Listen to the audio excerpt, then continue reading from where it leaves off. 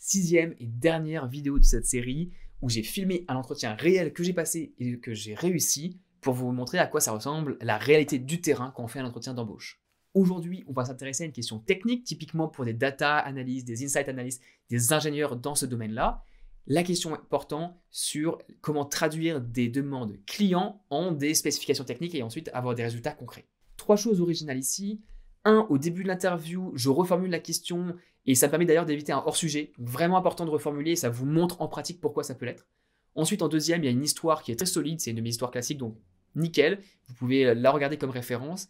Et enfin, à la fin, l'intervieweur va me demander une précision et j'y réponds. Comme ça, vous avez un exemple d'échange spontané à la fin. La question était, parlez-nous d'une fois où vous avez traduit, transformé une demande client en le développement d'une visualisation ou d'une analyse complexe qui a abouti sur des recommandations concrètes. Quelle était la question? Qu'avez-vous fait? Et quelles étaient les informations exploitables? And what were the actionable insights? Yep.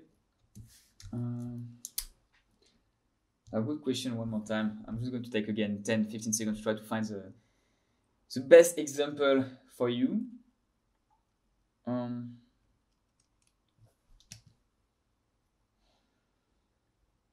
Because I have a few that comes to mind straight away, and when you say customer, I think customer of the business, but I would probably use customer in the broader sense of stakeholder, because this is where the more complex questions are coming from.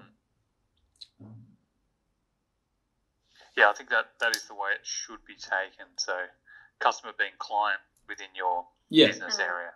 Yeah. Because usually questions from customer of the business do not require technical, like complex technical analysis. It's merely a data presentation. Yeah. No, I think I have one. Okay. Yep. Okay.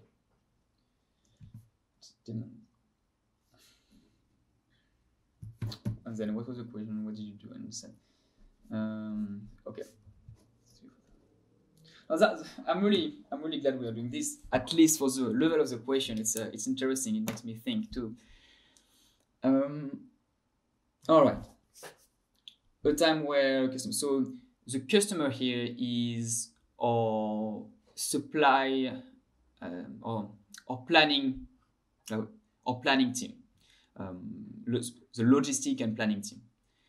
The question was, it was 1.5 years, 2 years ago, when the market for construction was going to drop slightly after the end of a few major projects like North Connex.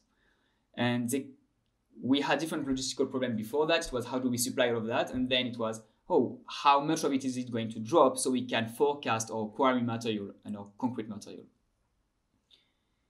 And the question was, what is the demand profile?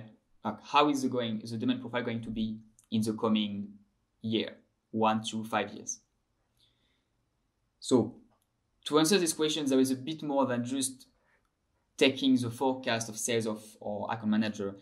It was about getting, obviously, or what we call the forward order book, which is the sales pipeline. It's another term for the sales pipeline, both from Salesforce and then going with the head of the major project through each project one by one, understanding where geographically they were located, which plant those materials were going to come from, were there any specification, because, for example, with RMS, there are some mixes that have a standard to meet that we don't need for a single home, for example, and this means different type of supply.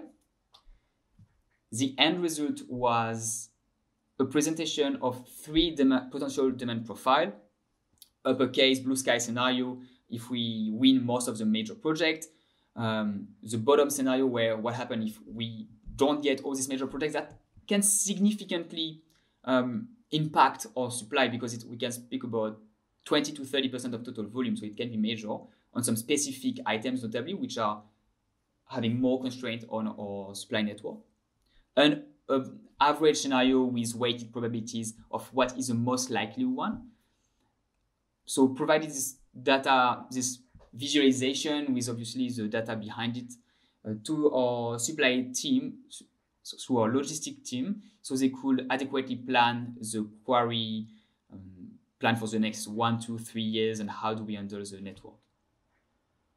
So it was a complex modelization of demand based on major project geographical breakdown. Okay. Thomas, what would you say were the actionable insights that came out of your analysis? Well, good question. Thanks for following up on that. The insight part was really on the way, on the most probable forecast we had, because it's pretty easy to say we are going to, what happens if we win all the project? What happens if we don't? But what is the most likely scenario? And this was coming from having one-on-one discussion with a different person involved with a major project, understanding the constraint of the different materials and characteristics required. And so the insight bit was really, what is the most likely demand signal going to be, and what are the critical areas they should look at? Because there were 3 plants notably that were going to provide 75% of the volume and of the most critical material. And we needed to make sure those 3 plants were going to be the one with the most robust supply plan behind. So it was, to summarize, it was the most likely scenario and a prioritization of the most important plan for them to look at. Bilan de cette 6e et dernière question. Déjà, on voit que je suis beaucoup plus à l'aise et je pense que c'est normal au fur et à mesure d'un entretien d'arriver à être de mieux en mieux. Donc ça peut vous rassurer aussi. Hein. Si au départ vous êtes stressé, c'est pas grave, ça va aller mieux.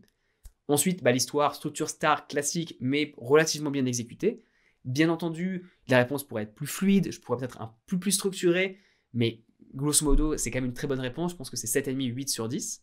Et enfin, on voit l'importance de redéfinir la question au début. Si vous n'êtes pas sûr, si vous pensez aller dans une direction, c'est vraiment bien de le dire ici au départ. Quand j'ai dit un customer, c'est quelqu'un qui est plutôt en interne et pas seulement à l'externe. Là, ça a l'air de rien, mais je serais parti sur quelque chose de très plat sinon.